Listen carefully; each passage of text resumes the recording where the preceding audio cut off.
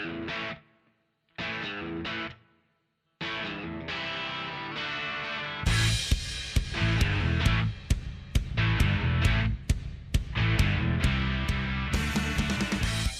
everyone, welcome to this a very special extra bonus episode of Free Kick. Today I'm going to be joined by my podcast host Will. Will, how you going? I'm very well, thank you, Liam. How are you going? Look, I could lie to the viewers and say I'm doing amazingly, but I just had to redo that intro about 4 times, so I'm so glad that it's done.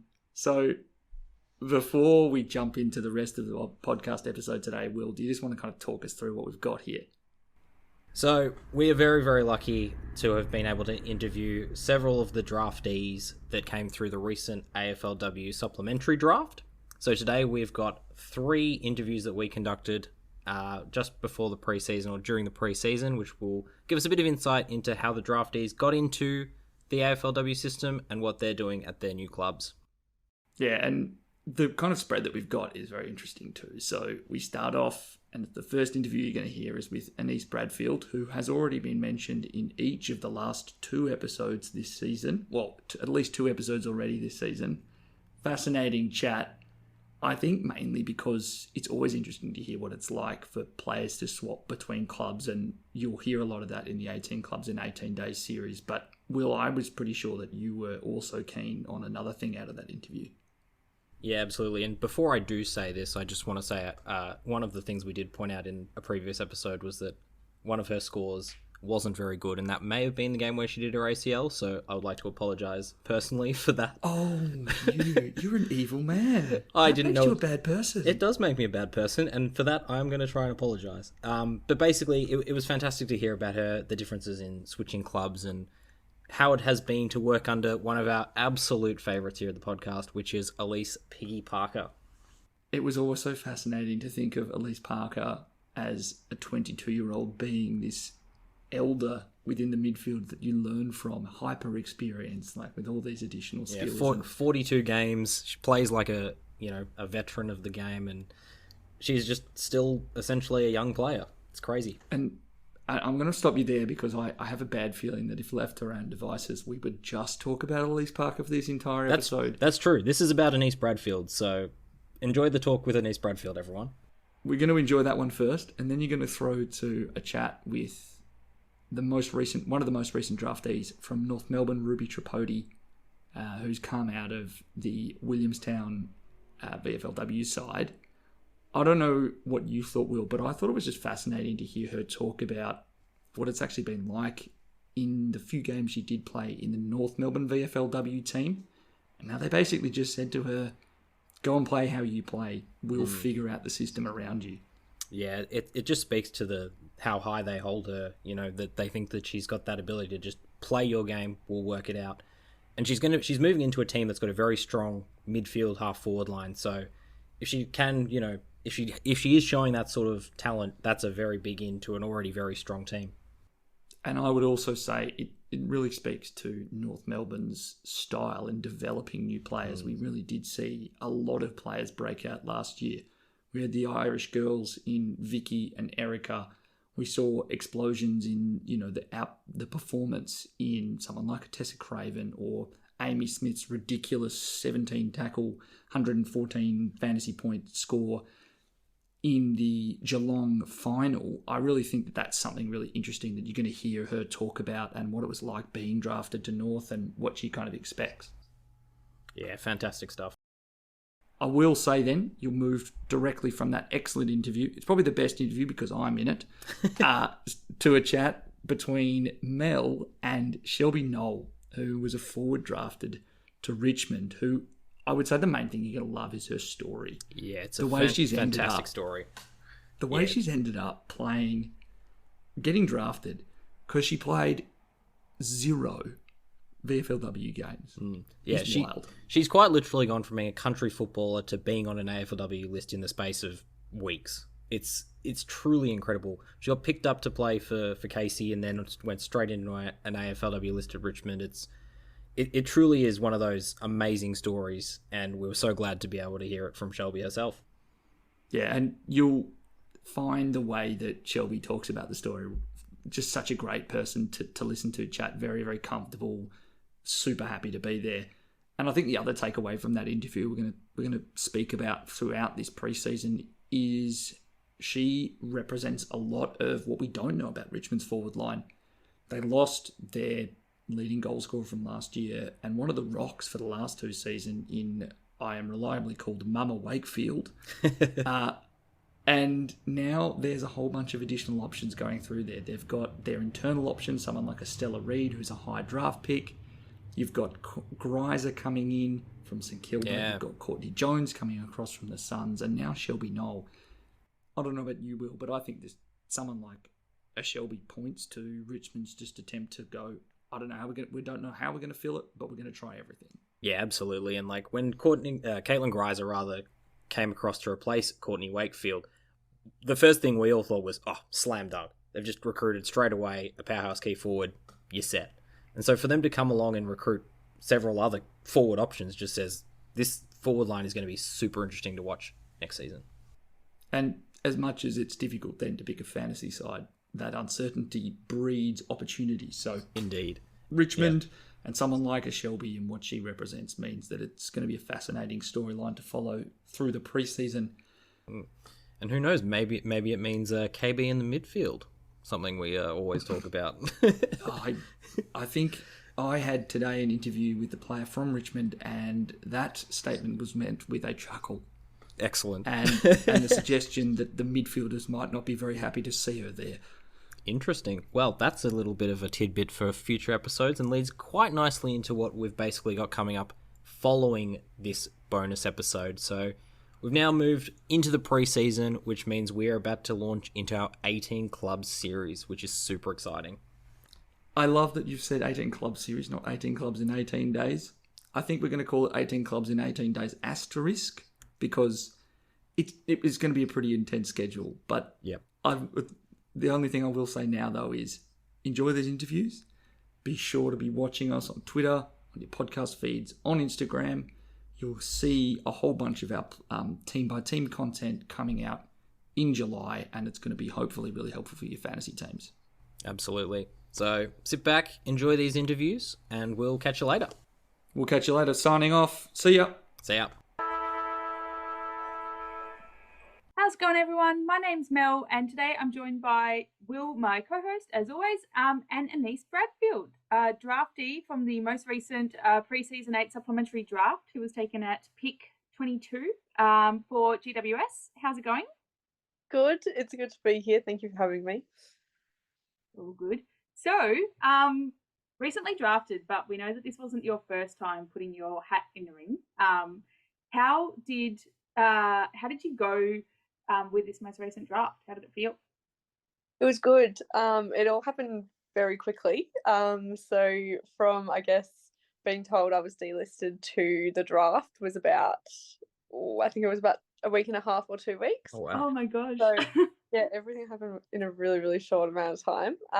But yeah, I am beyond grateful that, the people I had in my corner, so like my manager, family and friends, and then obviously like the Giants were amazing through it all. So it was a really smooth process, even if it was just a couple of weeks. But no, it was really, really good. That would be such an emotional roller coaster then. It was a little bit. It was a bit stressful for a bit there, but no, it was really, really nice when I had my meeting with GWS, and it was just something clicked instantly, and I think that was a message that they had and that I also had. So it was great that we both aligned really well. And as we said, this isn't your first time on an AFLW list. You were drafted to the Suns with a high draft pick back in 2020. Can you tell us a bit about that first draft experience and how the recent one sort of compares? It must be a bit strange, the difference between the two.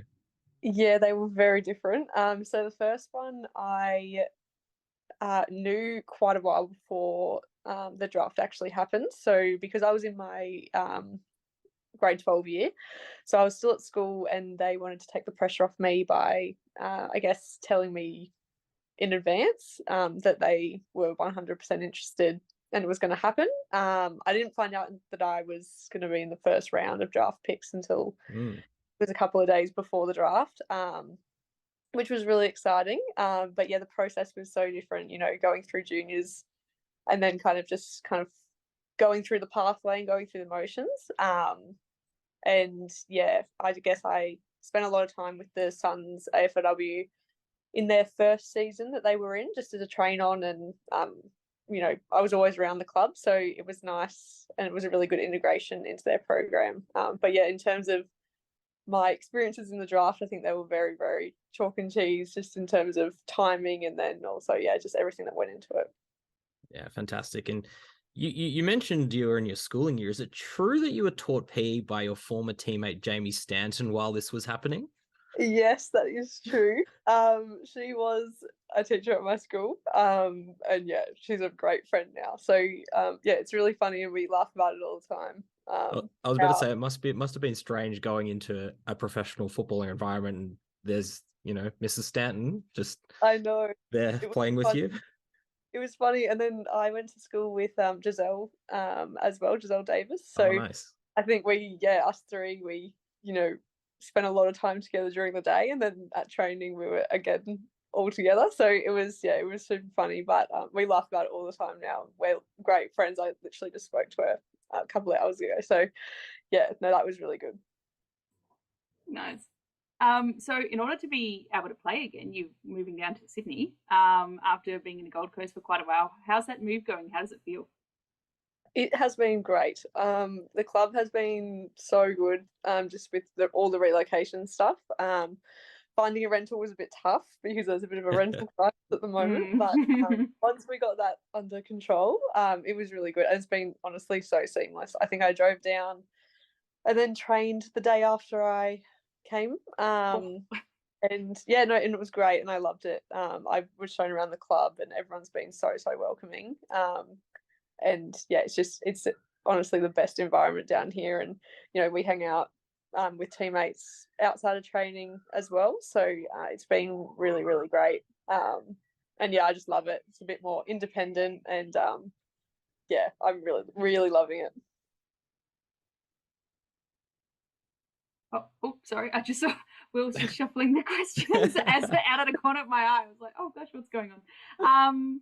Okay, so second club now. What feels, I mean, I know you've only just got there, but what feels similar and what feels different between the two clubs? Yeah, well, I think obviously, the elite environment is similar in terms of, everyone's there with the goal to get better. So I think that's what I always love about the elite environment is, everyone's always challenging each other. So that's probably very similar. In terms of differences, I think, it's a different game style here. So it's like learning all pretty much from scratch. Game style has been really interesting, but I absolutely love it. I think it complements probably my strengths as a footballer, and yeah, I'm really, really excited for this year. But yeah, just all the girls have been so good. Like, yeah, I've probably never been happier than I have been down in Sydney. So yeah, that's really nice.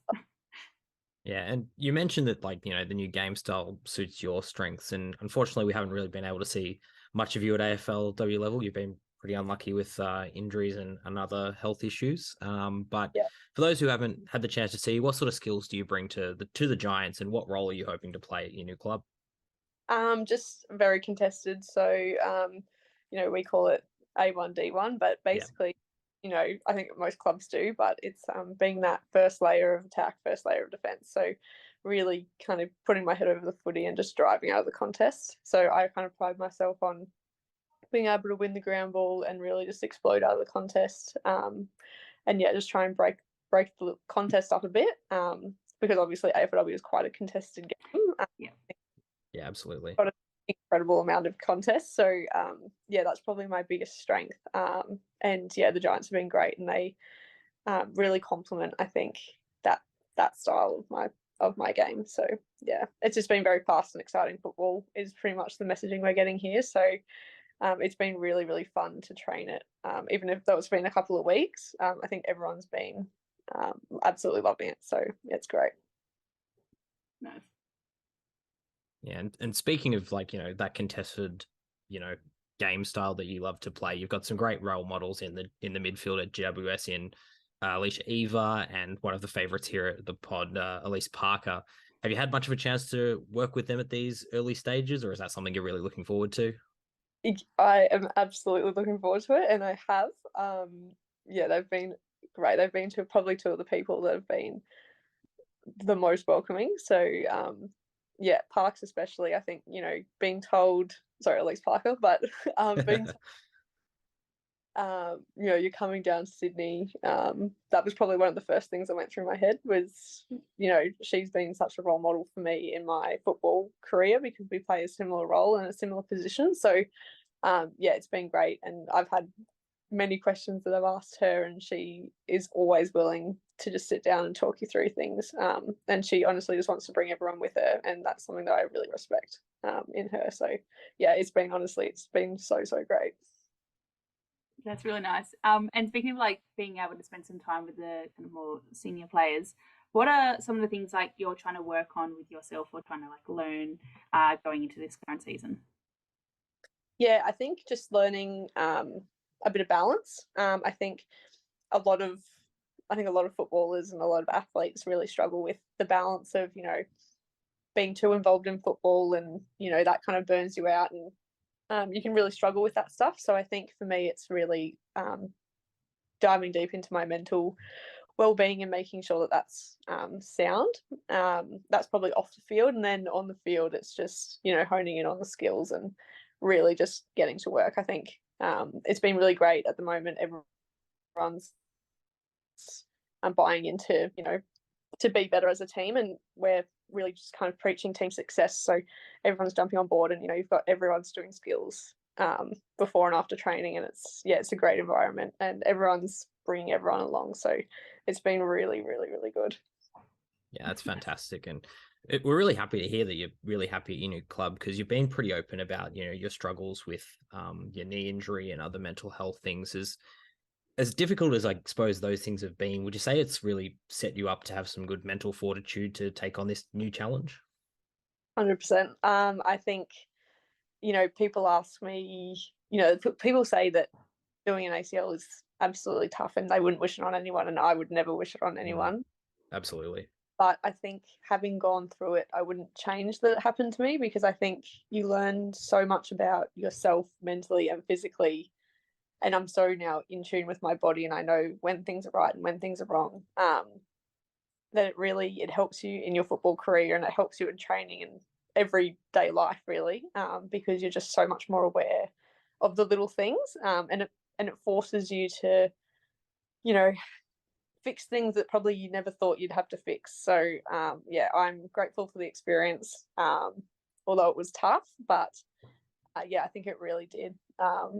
I guess allow me to just be a more successful human and footballer. So yeah, I'm really grateful that it happened in a weird way. Yeah. And hopefully, like you say, like getting to know your body better, it can help prevent any like further injuries this coming season, because you kind of know when to push it and when to not and whatnot. So hopefully that has a good flow and effect there.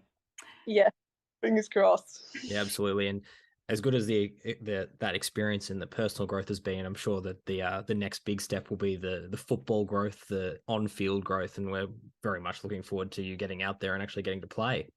Yeah, no, it's exciting, but yeah, you got to work for it. No, so we've just got one final question, which we like to ask all of our interviewees, which is, what are you most looking forward to? And I know that's really vague, but like, is there one thing in particular you're super looking forward to ahead of season 8 or in season 8? Honestly, it's probably the style of football that we want to play at the Giants. I have been so impressed with the level of thought that's gone into it, and I think yeah, it's honestly fun to train. Like, we trained today and we did our drills and how we want to play, and everyone loves it and everyone works so hard because it is genuinely an enjoyable style of football. It's not just, slow play all the time. Like, we want to be fast, we want to be exciting, we want to break open the game, and it's honestly so fun at the moment. So I'm probably most looking forward to, I guess, the public seeing what the Giants can actually bring. Yeah, it's been great. So I'm so excited. That's awesome. That's great to hear. Cool. Well, we might wrap it up there. Unless Will, were you going to say something? No, I was just saying it's fantastic to hear that the Giants are going to be playing fast, free-flowing footy. That's what we all want to watch, and it's usually successful as well. So I'm looking forward to that. So awesome. Well, thank you so much for chatting with us. Really appreciate it today. No, thank you for having me. How's it going, everyone? My name's Mel, and you're listening to Free Kick, the AFLW Fantasy Podcast. This morning, I'm lucky enough to be joined by Ruby Tripodi. How are you going? Great, thanks. Thanks so much for having me. Yeah, so excited to be on here. Oh, excellent. And of course, co-host Liam. How's it going, Liam? Good morning, Mel. Good morning, Ruby. Thank you so much for coming on. You're welcome. Oh, yes, that was definitely directed at you, Mel. Well done. Thank you for jumping in there. Of course. So, Ruby, you're part of this interview as one of the most recent draftees. How exciting. Why don't you tell us a little bit about how you fitted into the draft? Thank you. Yeah, I guess in terms of footy, it's probably been something that's come into my life later. Yeah, when I was little, I really wanted to play, but just where I am locally, it really wasn't an opportunity for girls that old. Yeah, if you get to the age of 12, 14, you can play with the boys, but then you have to stop at that age. So, yeah, mum and dad kind of got me into basketball growing up, and that's what I ended up playing instead. But then, yeah, once the AFL came into the picture for the women, my brother was actually the one, he was playing locally, and he was like, there's a women's team starting at my local club. You have to come down, give it a go. You'll absolutely love it. So I'm so fortunate that he really pushed me into doing that. But I guess for me at the same time, I was finishing basketball. So I had kind of 1 year left, and I was like, you know what? I want to finish that, and footy will kind of be there, not really thinking that there was an opportunity for me to potentially have a career in it. It was just like, oh, I'll finish basketball, and then if I can have some fun, playing some footy, then that'd be great. And so, yeah, I did, I guess, there get to know you kind of pre-season trainings, and played even a scratch match for Williamstown CYs. That's the club, sorry. And absolutely loved it. But yeah, I wanted to finish basketball. However, that year when they had their season, the coach called me up and said, look, I've always thought of you as a part of the team. If you ever want to have a game, you're more than welcome to play a few. So nice. I ended up playing, 5 games that year, and then got the opportunity with the Western Jets, and then from there with Williamstown. And yeah, I guess that's kind of how my footy's kind of come along. When you say finish up basketball, you had a year left of basketball, what do you mean by that? I guess in terms of junior, so I had my last year of under 18s, in the competition. So I kind of thought, look, I'll cap it off at that. I've done it for so long, and I'll finish, I guess, that junior career in a sense. Yeah. So lucky that the timing kind of happened then, because if you had finished juniors in basketball and hadn't fell into AFL, who knows where you'd be now. And I honestly think sometimes about if the AFL wasn't here, what would all these women be doing? I think of myself, I'd probably be playing casual basketball, if that. And it just blows my mind to think what so many women would be doing if there wasn't this opportunity. Yeah, it's also just such a time and time again story of how the women's will finish at 12, 14, and you're like, oh, do I want to play with the men's? What do I do now? It's so, I can't wait for a few years' time when this is just not an introduction story at all. It's I played, and then I just kept going. Yeah, exactly. Oh gosh, awesome. Yeah, and it's obviously so impressive that you've kind of come along so quickly at Williamstown. You've put together a few pretty good campaigns back to back at Willie, winning the best and fairest 2 years in a row. Kind of, what do you attribute that success to? And then also, when did you find out that there might be some interest in you from the AFLW side? Oh, thank you. I honestly, I've been so fortunate with the people that have helped me along the way.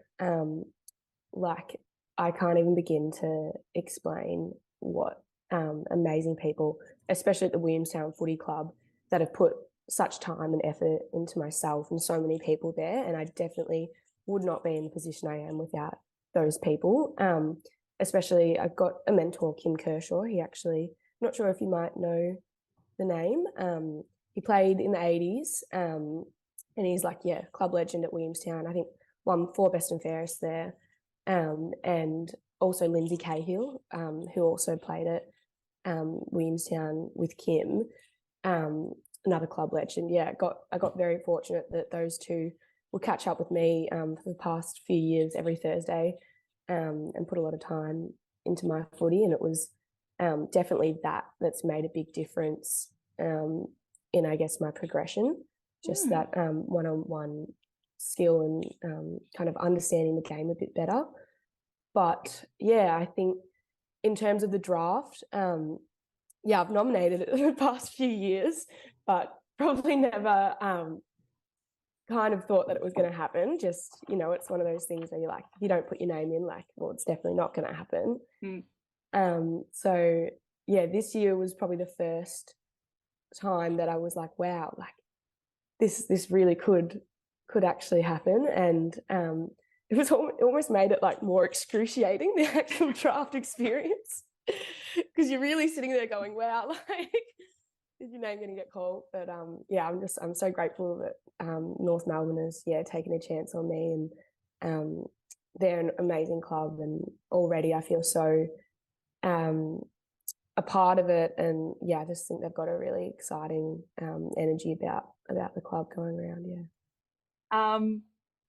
Okay, so you've been drafted to North. Some big name players there in the midfield as well. So have you had a chance to meet anyone? Have you had a chat to Ash Riddell or Jazz Garner or anyone? Yes, yeah. So I guess how it happened after the draft is North got me involved in their VFL straight away. So I played 4 games. It was really strange. We actually played North. I played for Willie against North the weekend before the draft, and then played with them the week after. Stop the colours. I was just really hoping I hadn't pissed anyone off that week. So didn't lay any nasty tackles and then find out they were a teammate 2 days later. Fortunately not. But no, they're all lovely. So I got involved with that straight away, and then once they pulled me out of that, I've just been doing. They've been having like skills and running when like people are available. So the big names in terms of Ash Riddell, Jazz Garner, Jenna Bruton, Emma Carney, far out. Like, for someone, I guess, who has watched footy, to all of a sudden be training and running with those like girls, it's like honestly so incredible. I'm pretty sure we were doing running one night, and in my head I'm just going, you're running with Ash Riddell. And it was like, really getting me through it, which is really strange to think that, just little things like that. But I was almost like, I've had a couple connections at North in terms of, funnily enough, Jazz Garner actually coached me. I did a little bit of school footy. Oh, nice. Yeah, and she was our coach for a couple months, so I'd actually already met her. So it's a real, kind of. Did she remember you when you got there? Yeah, which is so lovely. That's awesome. She's such a lovely person. So that's a really nice, like, oh wow, like, look at what has happened, kind of a thing. But she's very lovely, and they're all just such leaders as well. Like, it's not just talented people, but good, incredible leaders. So it's a great place, and can't complain. No, I can honestly resonate with, because we had an interview with Emma Carney last year, and that was by far and away like the highest profile interview we'd had, and she's so intimidating because it's just like so steely gazed and like intense focus. Yeah, it's a completely different, worlds apart, but I completely get it with her specifically. Like, that was a really intense moment for us as well. Oh yeah, as fans of the game. And in terms of like hearing from North, like, for those who are listening, pre-season technically starts today for the AFLW. Have you heard much from them about where they're wanting you to train positionally? Or is it just been like you'll come in, you might cross-train halfback, wing, mid, kind of what's been the vibe from them position-wise? I mean, I've been drafted as a mid-forward. And I guess in terms of the VFL, that's where they got me to have a bit of a run through those two positions. I've played predominantly midfield so far, and I think in the conversations with them, I said, look, in terms of opportunity and what was needed of me at those times, it was as a midfielder. So I haven't really necessarily needed to play anywhere else, if that makes sense. Or and because I haven't played footy necessarily for that long, I haven't played a whole heap of other positions. But I said to them, look, like, I'm so up for the challenge if there's somewhere else that they think that I could contribute. So there hasn't been a whole heap necessarily conversations yet, because as you said, pre-season starts today, so I'm sure that will all kick off. But I'm very much like just so excited to learn, and whether I'm playing mid, forward, both, somewhere else, even the ruck if they want to throw me in there. I'll just give it my best shot. But we'll just see, I guess. Yeah. And like you mentioned, obviously you got pulled across to their VFLW side. Were there any specific like targeted positions that they wanted you to play in, or were they like, just keep playing your natural game, we're going to continue to play you as a midfielder, and then you'll come along to AFLW pre-season and we'll figure it out from there? So I played mid and forward for those games, and I think they were so wonderful in the mindset that they, I guess, presented for that experience. Like, there was no pressure. It wasn't like you've got to come in and you've got to perform. They were very much like, we want you to understand and start to get to know the North way. And I really kind of enjoyed that. And I think it was a great kind of transition into the club. And training with those girls, they're like awesome and like a really great group of girls. So I'm lucky that I guess I had that kind of 4 weeks, month period of experiencing the VFL at another club, which is something strange for me since I've been at Williamstown since 2019. But I think it was a really great opportunity and transition into the North Football Club, North Melbourne. Yeah, and I think North Melbourne is a great club for that. We kind of saw last season that they were super willing to throw games to relatively inexperienced players in their squad, like in Erica O'Shea and Vicky Wall. So if you're going to go along to a club that can really easily integrate new talent and new players, North is up there for one of the best at it. Yeah, and I think even like, I've only been at the club for such a short time, but I really feel like they instill a lot of belief in players, and I think that's so important, especially with confidence and like, feeling confident out there. I just already can feel that they instill a lot of belief, which is, such a great feeling, especially as like a new player coming to a club. That's really awesome to hear. Oh, it all sounds so exciting. I'm very excited for you. It sounds like a super inclusive place, and like, you're excited, happy to do whatever. Oh, it's gonna be great. What are you most looking forward to in season 8? I feel like it's actually kind of a hard question to answer. Like, there's honestly so much. I think there's such a great energy going around the club at the moment. Like, everyone really wants success, and everyone, you can just tell they're so determined.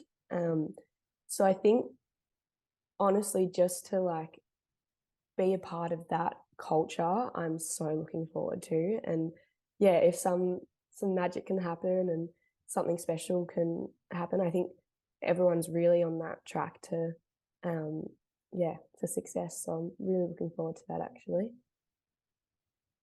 Awesome. Very exciting. Liam, any final questions from you? Were you a North supporter growing up, or have you now had to switch allegiances? I was not a North supporter growing up. Oh, I'm shocked. Ooh. They've got a massive supporter base. Funnily enough, grew up Collingwood.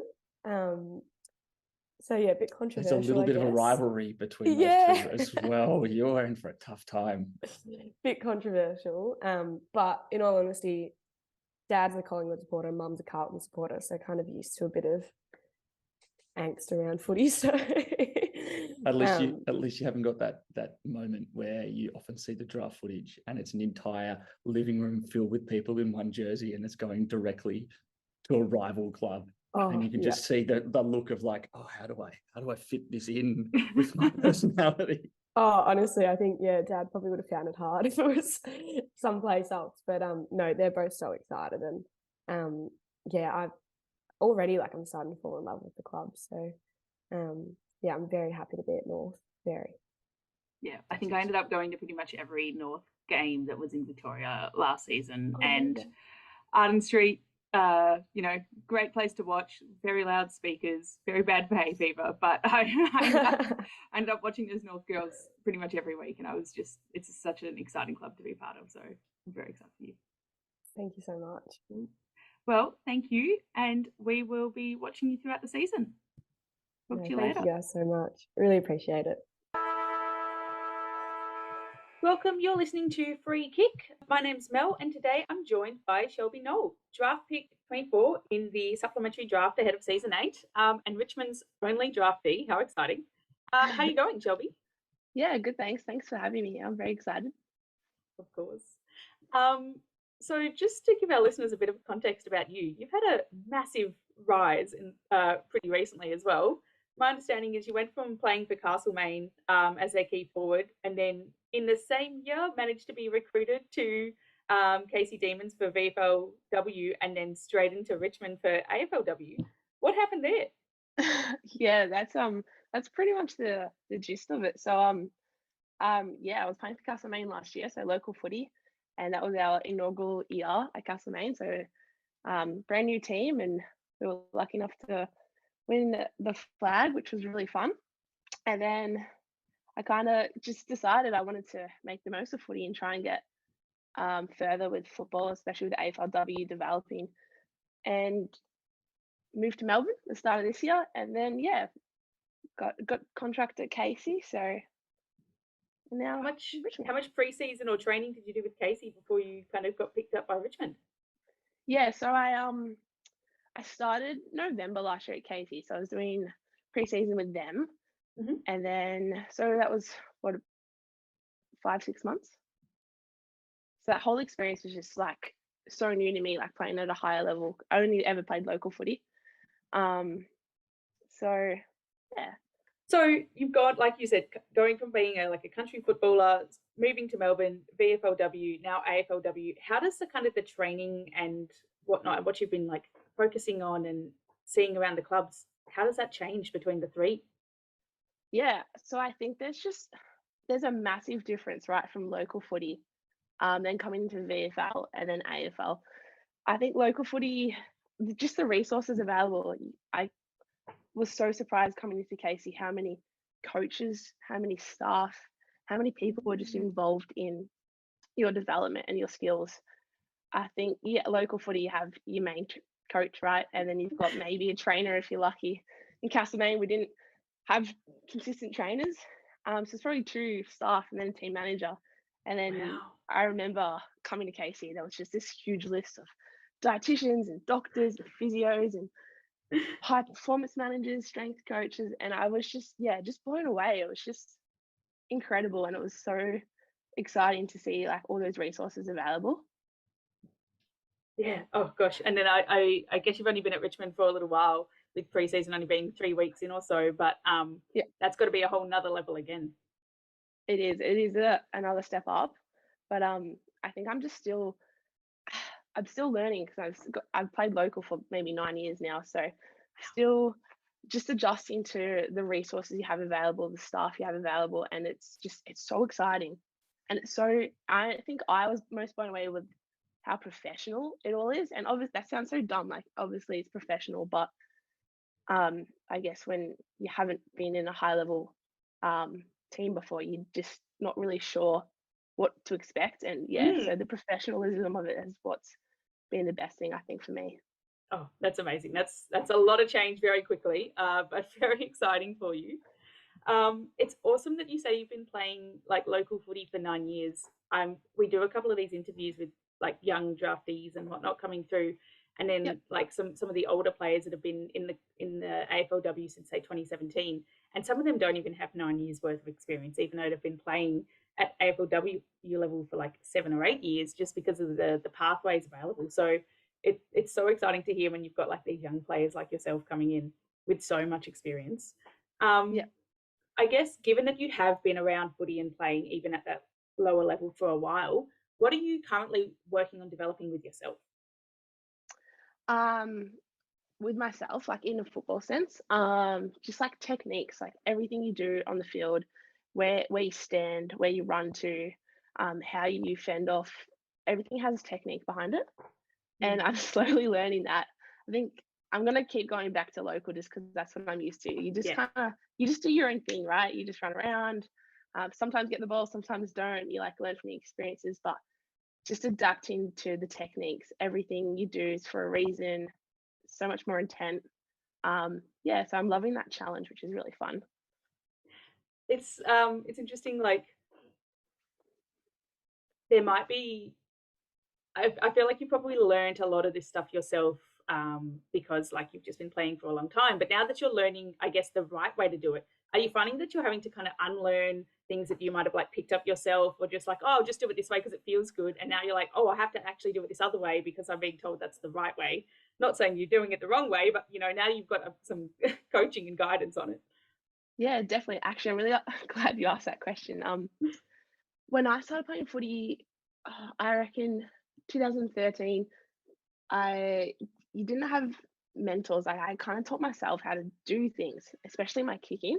For example, I would just learn how to just kick a ball, how it works for me. Yep. And coming into Richmond, I'm working really closely with the forwards coach, and he is just changing my entire knowledge aspect, everything of kicking, everything I'm doing. He's just like, nah, get rid of it. So that has been, first of all, like super insightful. He reckons hopefully I can start kicking further, a bit more, a bit further, which is really exciting. But there's reason to everything he explains why we're doing it. Like for example, like I would kick a football and I might, when I try and kick really far, I might end up on my tippy toes. Where he's like, keep flat-footed because you're going to draw more power, right? So then your kick might go further. But amongst all of that technique, there's like 100 things he's kind of tweaking and changing. So yeah, it's just, I do feel like I'm having to unlearn, which is really hard when you create a habit for so long, but exciting because if it works, then can't wait to see what even better happens. That's what we're hoping for. Gosh. I can imagine how much that must be like in your head. Like, oh, I've got these 100 things I need to focus on, but I'm kicking now, not just kick. Yeah.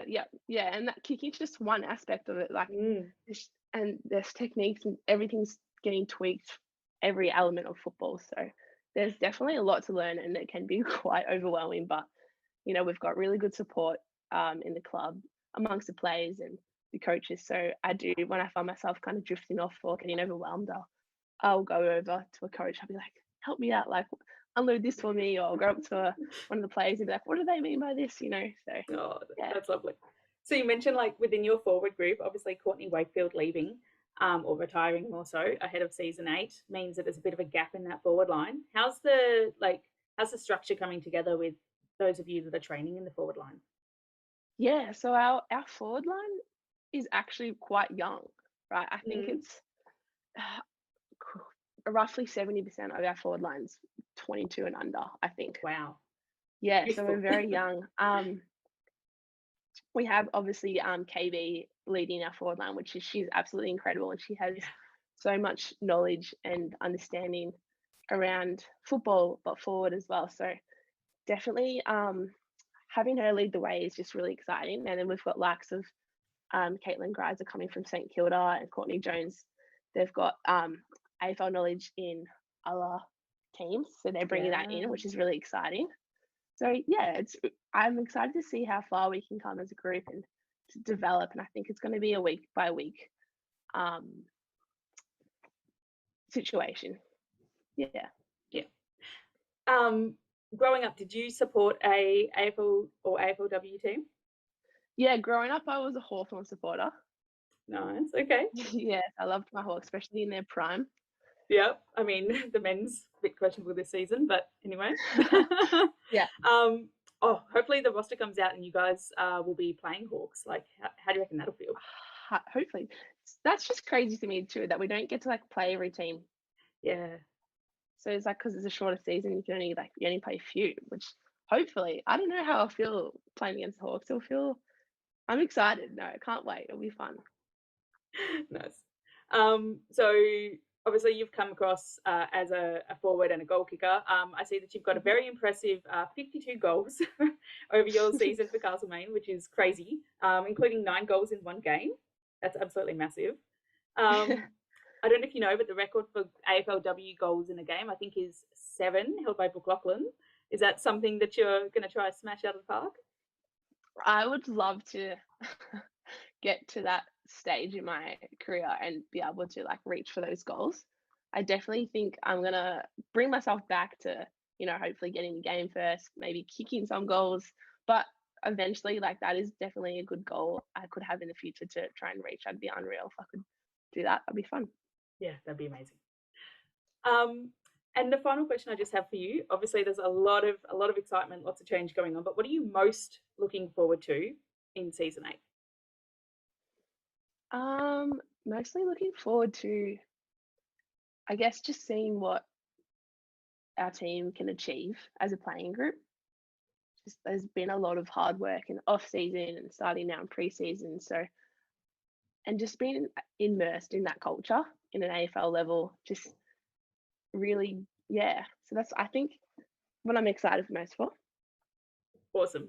I mean, there's so much to be excited for. So we can't wait to watch you hopefully play a game, like you said, in the upcoming season, and hopefully even then smash some goals. So awesome. Thank you so much for the time. No worries. Thank you for having me. It's been great. Yes.